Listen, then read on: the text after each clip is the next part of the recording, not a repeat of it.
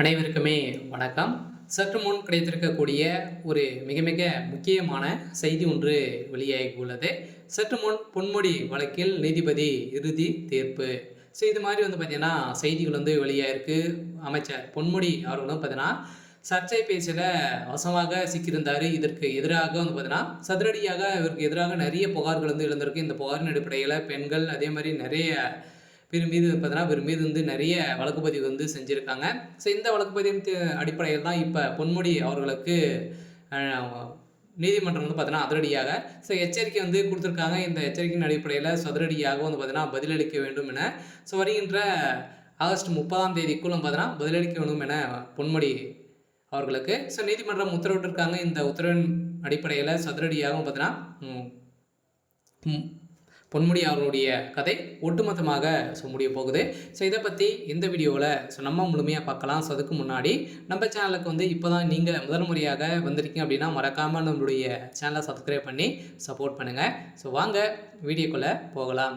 பொன்முடி அவர்கள் பார்த்தீங்கன்னா ஏற்கனவே கடந்த வருடம் சைவ வைணவ சமயங்கள் அதே மாதிரி பார்த்தீங்கன்னா பெண்கள் குறித்து முன்னாள் அமைச்சர் பொன்முடி சர்ச்சைக்குரிய வகையில் பேசிய விவகாரம். முன்னாள் அமைச்சர் பொன்முடிக்கு எதிராக பாஜக கவுன்சிலர் பார்த்தீங்கன்னா சென்னை ஜார்ஜ் டவுன் நீதிமன்றத்தில் தனிநபர் புகார் தெரிவித்திருந்தார்.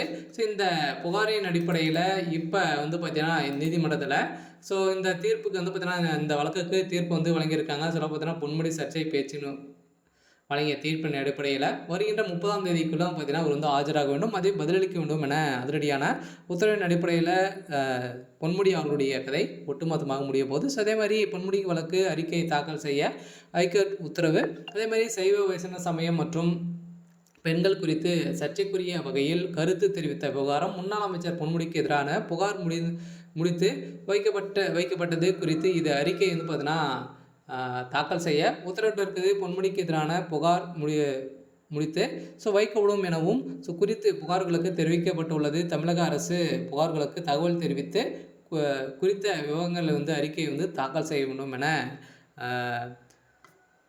நீதிமன்றம் பார்த்தீங்கன்னா ஒரு பரபரப்பான தீர்ப்பு வழங்கியிருக்காங்க. அந்த தீர்ப்பின் அடிப்படையில் பொன்முடி அவர்களுக்கு 5 ஆண்டுகள் சிறை தண்டனை விதிக்க போகிறதாக தகவல் வெளியாயிருக்கு. ஏற்கனவே பார்த்தீங்கன்னா இவர் சொத்து குவிப்பு வழக்கில் சிக்கி அவருக்கு 5 ஆண்டுகள் சிறை தண்டனை வழங்கிய வழக்கின் அடிப்படையில் இவருக்கு வயதின் காரணமாக பார்த்தீங்கன்னா நிராகரிக்கப்பட்டு இருந்த நிலையில் இப்போ மீண்டும் பொன்முடி அவர்கள் சர்ச்சைக்குரிய பேச்சில் பெண்களை அனைவருமே இழிவாக பேசிய சம்பவத்தின் அடிப்படையில் இப்போ பொன்முடி அவர்கள் வசமாக சிக்கியிருக்காரு. இதன் அடிப்படையில் தான் இப்போ அதிரடியாக பொன்முடிக்கு வருகின்ற 30ஆம் தேதி வரைக்கும் பார்த்தீங்கன்னா காலக்கெடு வைத்திருக்காங்க. இருந்தாலுமே என்ன நடக்க போகுது அப்படின்றத வெயிட் பண்ணி பார்க்கலாம். இது மாதிரி செய்திகளை தெரிஞ்சுக்கணும் அப்படின்னா மறக்காமல் நம்மளுடைய